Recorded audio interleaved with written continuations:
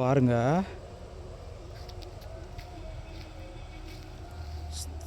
இதான் லொக்கேஷனு.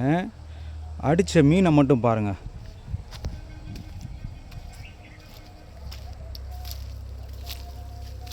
சீட்டோ பிராக்கில் ஒரு கிலோக்கு மேலே இருக்கும். அடித்த மீனை மட்டும் நல்லா ரவுண்டாக பெருசாக நாட்டு விரால். நாட்டு விரால். ஏய் ஏய் ஏய் ஏய் ஏய் இரு இரு இரு எங்கே போகிற? நாட்டு விரால் பாருங்கள் எப்படி பெருசாக, அதனால் கையோட பெருசாக இருக்குது. தரமான மீன். எப்படி பார்த்தாலும் ஒரு 1.25 கிலோ வரும்.